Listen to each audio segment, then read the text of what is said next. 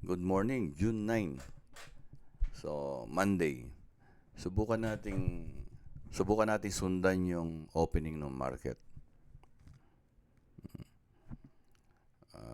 Tapos paano basahin yung candlestick. Yan. So, nasa daily ako ngayon, daily. Yan. Sa daily. Yan. So, baba tayo kung mapapansin nyo, halos walang laman yung chart. Yun yung sinasabing, pinasimple natin yung chart natin. Mas malinis, mas simple, mas madali siya intindihin. Kaya lang hindi mo siya maintindihan if you are not familiar yet sa candlestick. Kaya I always go back dun sa idea of mastering the candlestick. Sa mga naunang naging mga batch sa inyo, batch 1, you already know the importance of candlestick. So you better research and watch more videos about candlestick. Dito pakita natin kung bakit. So from daily, we go to H4. H4. Dinadahan-dahan ko kasi maraming medyo nalilito pa rin how to use MT4, MT5. Whether it is MT4 and MT5, halos parehas lang. So, we go to H4.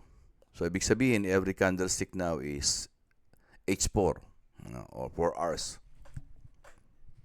So, last week, di ba, Monday, ito yung Monday last week yan. So, paano natin malalaman? Nandito yung date sa baba. So, if we're going to use crosshair, ito yung crosshair, yan. Maggamit tayo ng crosshair. Tapat natin yan. Makikita natin yung date sa baba. 6-2. Ayan o, 6-2. 6-2. So, June 2. Ayan. Samahan na natin na review para sa mga baguhan. So, before June 2, may candlestick na maliit ang katawan, mahaba ang wick sa baba, mahaba rin ang wick sa taas, pero mas mahaba. So, ibig sabihin, that candle shows still indecision. Pero after that, nagkaroon ng momentum. So, ako, kino-consider ko yung candlestick na yon as demand zone. So, ibig sabihin, mas relevant sa akin tong area na to. So, since relevant siya sa akin, lagyan natin ng line. Horizontal line. Kukuha tayo ng horizontal line. Ayan. Yan ang horizontal line. Pindutin natin yan. Then, lagay natin sa upper wick nung candlestick na sinabi ko kanina. Ayan, iayos lang natin.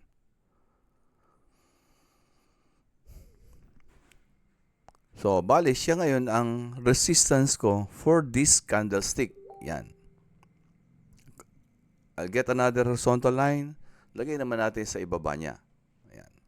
So, ibig sabihin, this is now my support for this candlestick. Sa candlestick na to, ha? Yan yung reference ko. Because I was thinking last week, and I'm still thinking even this week, nalalaro dito yung price. Ayan. Kasi yung consolidation kasi is a sign of, kumbaga nag-iipon ng position yung mga market maker or yung mga market mover. Nag-iipon sila dyan before they will decide kung saan pupunta, kung sa taas o sa baba. Kaya we have to observe every candlestick na nagpo-form dito. Kung ang gusto nating mahuli yung malaking move, we have to observe the 1 hour. But if we want to observe yung maliliit na moves, we can go to lower time frame like 5 minutes, 15 minutes. Pero mas tumataas kasi time frame, mas nagiging clear yung direction ng market. Then, we will just react kung ano yung pinapakita ng market. Yan. So, kanina, nag-open na yung market around 6 o'clock. So, 4 hours, baba tayo ng 1 hour. Yan, 1 hour, baba tayo. So, ibig sabihin, every candlestick now is 1 hour. And at the moment, this latest candlestick is not yet done. So, ayun, 6:53 pa lang. So, ibig sabihin, kung isang oras yung candlestick na to, itong candlestick na to is wala pa siyang final close. Gumagalaw pa siya. So, you have to wait if you are on the 1 hour notice to interpret a candlestick in an 1 hour notice. You have to wait for the close. Kasi yun yung huling decision ng candlestick. So, pansin nyo, medyo bumababa pa siya. And the horizontal line na nilagay natin, kanina, dito, serve this as our resistance for this candlestick and support for this candlestick because I am expecting na yung price gagalaw dyan. Yan. Again, dyan. Kaya laging sinasabi ni Coach, tingin sa kaliwa. Ayun yung kaliwa. So, kung mapapansin nyo yung candlestick na to, red. If this is 1 hour, anong nangyari sa loob ng 1 hour na yan? Para makita nyo yan, although na sa decision making, hindi ako nagde-decision na sa lower time frame, but we can go to a lower time frame like 15 minutes para lang makita natin what happened inside this candlestick. So, para medyo magkaroon tayo ng reference, lagyan natin ng vertical line. Vertical line, yan. Lagyan natin yan. Ibig sabihin, hanggang dun lang yung candlestick papunta rito, yun lang yung i-analyze ko pag bumaba ako ng lower time frame.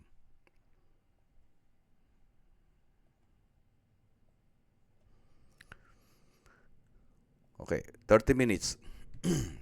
Okay. So, ibig sabihin, ito yung 30 minutes, ito yung another phase ng 30 minutes. Since hindi pa tapos, we cannot conclude itong candlestick na to. But the 30 minutes, we can conclude now that the price goes up. Ayun, tumaas, di ba? Until here. Pero nakita nyo, nag-reject siya. Di ba? At nag-close below the line na ginawa natin. And then followed by this candlestick, nag-open dito and then dumiretso baba.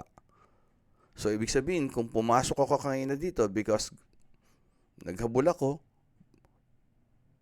tumaas na ganun, tapos bumaba uli. Kung hindi ako lumabas dyan, yung panalo ko, natalo uli. That's how scalping do kung pagka yung nag-scalping ka. Kailangan, pag pasok mo, bantayan mo kasi baka bumagsak uli. Like what happened here. Bumagsak siya uli. Ibig sabihin, yung panalo mo, kinuha niya uli. At mas natalo ka pa. Hindi ka nanalo, natalo ka pa. Ganun yung scalping. Kaya kailangan bantayan mo. So, anong ginagawa ko? Ang ginagawa ko, naghihintay ako. So, every candlestick na mabubuo ngayon dito, pwedeng ngayong araw na to, pwedeng bukas, babasahin ko yon. Kasi, what are the candlestick na mayroong sign of rejection? Ibig sabihin, kung tataas, anong ine-expect kong candlestick? Yung may mga buntot sa baba. Yan. Or mga wick candles. Yan, wick candles. May mga wick. Yan. And then, followed by candlestick na ganyan. Yan, yan. Yan. Bakit? Kasi itong body nito, mas malaki na sa labas. Yan. At malalaki na yung katawan. Lalo na pag ganyan. So, kasi, ang iniisip ko, hindi scalping. Ang iniisip ko, long term. So, ano ba yung mga, pag yan nag-form na ganyan, saan ko pwedeng hintayin? Dito. Or dito. Tapos, habang nandito yan, inoobserbahan yung candlestick na nabubuo, pwedeng dumiretso pa dito yan. Dahil ito ay naging retest. Long term na naging retest ito. Binalikan lang ito dahil dito. So, ibig sabihin, if that is retest, pwede talaga itong tumaas. But then again, we observe kasi we're not going to predict the market. We are just going to react to whatever candlestick formation na mabubuo. Okay, for now, bantayan natin ngayon o bantayan natin o bantayan nyo yung chart nyo unti-unti. Pero wag namang babad sa chart. Kasi if it is 1 hour, you can go back every 1 hour. O ano na nabuo. Kasi hindi naman yan aakyat sa loob na isang oras dito. So, if this candlestick na buo na ganito, 1 hour, 1 hour, 1 hour. So, hindi nyo kailangan maupo. Yun yung kagandahan. Pag marunong kayo sa candlestick, you are not going to sit down in front of your chart hanggang mapagod yung mata nyo at lumabo yung mata nyo, katulad na nangyari sa akin. Why? Because wala akong maayos na coach noon. Only after I completed the course ni Coach JM, tsaka ako na-realize ito.